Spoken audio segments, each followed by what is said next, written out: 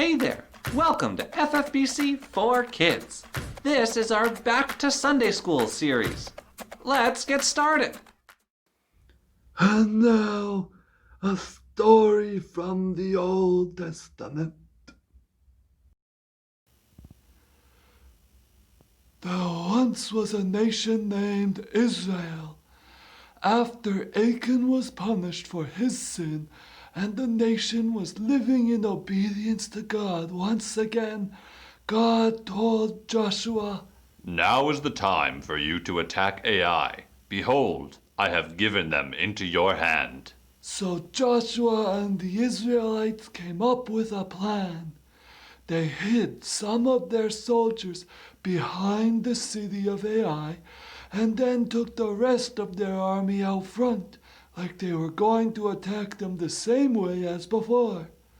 The soldiers of Ai saw Israel coming and thought, "This'll be super easy, barely an inconvenience, just like last time." so they marched out to fight Israel's army. Israel pretended to run away like before, and the soldiers of Ai chased them, leaving their city unprotected.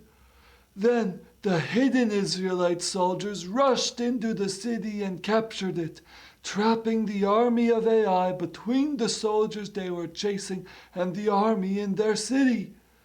Israel defeated Ai, just as God promised. Well, word spread about how Israel had defeated not only Jericho, but now Ai as well. That news made the leaders of the Gibeonites very nervous, so they got together and came up with a plan. The Israelites were thinking about what they needed to do next and trying to come up with a plan. Oy, so many plans. As they were thinking, they saw some travelers coming from afar. They asked the travelers where they were from. "A faraway land," the travelers said. "We've come to you because we've heard of all your great victories." The Israelites were suspicious of the travelers. They didn't know if these guys might be spies for their enemies.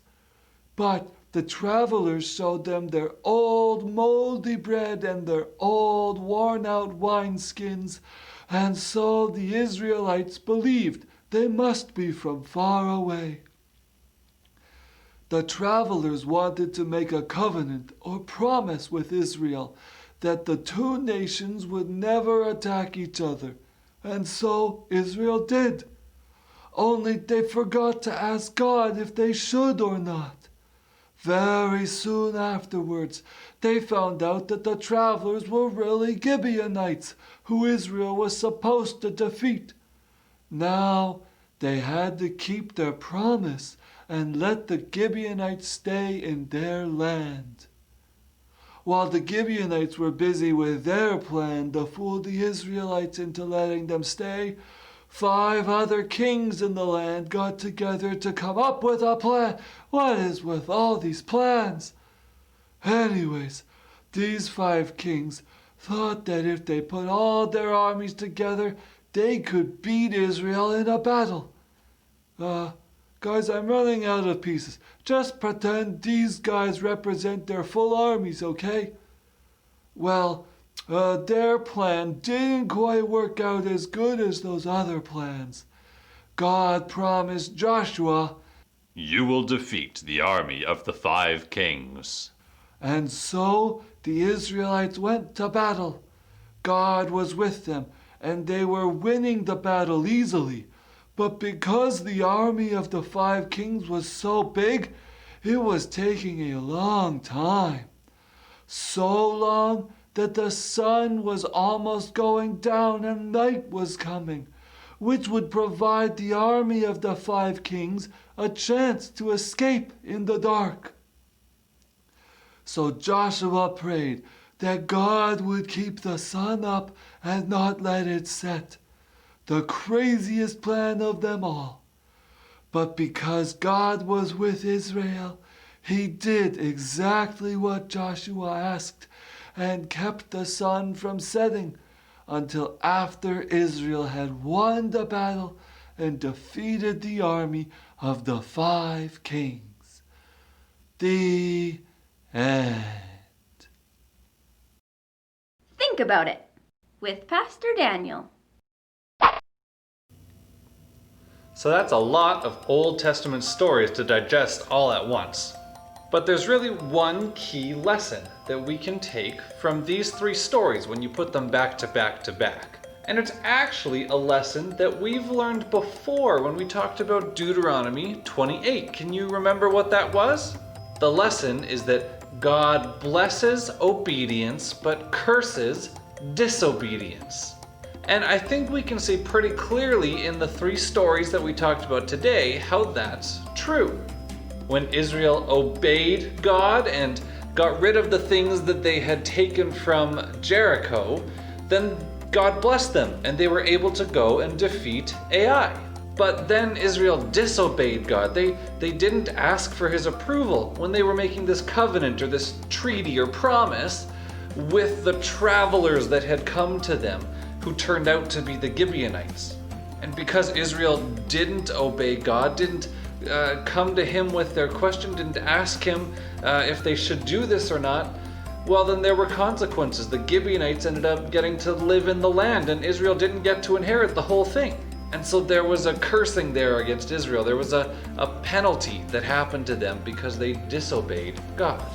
But then Israel was obeying God again, and the army of the 5 kings gathered, but even 5 armies together couldn't stand up against the one army of Israel when they were obeying God and God was with them. And if you read in the rest of Joshua chapter 10 and Joshua chapter 11, you can see how after this point, Israel just won.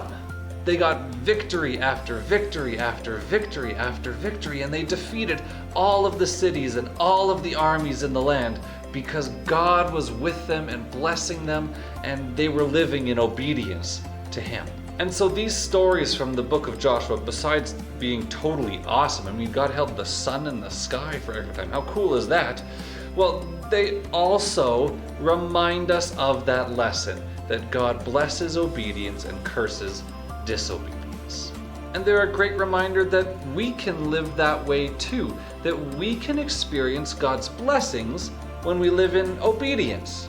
And the blessings of God in our life isn't necessarily that we'll always get, all the money and toys and everything that we want. The blessings of God in our life is that he'll be with us and he'll give us a close walk with him. And he'll bless us with victory over sin, with victory over our anxiety, with victory over our fear, with victory over all of the things that would take us away from him when we live in obedience to him. But sometimes we live in disobedience, and we see how Israel suffered defeat in the battlefield. Well, we'll suffer defeat in our battle with sin if we live in disobedience to God. And God will withdraw some of his blessings from us, some of his closeness to us, if we continue to live in sin. But just like Israel, when we return to God, God's ready and willing to bless us again, to walk with us closely, to give us a wonderful relationship with him, and to bless us with his presence. Thanks for watching FFBC for Kids. Come back next week when we finish off the book of Joshua. How crazy is that? We're already done 2 whole books. And then we'll be moving on to the book of Judges. We'll see you then. Bye-bye.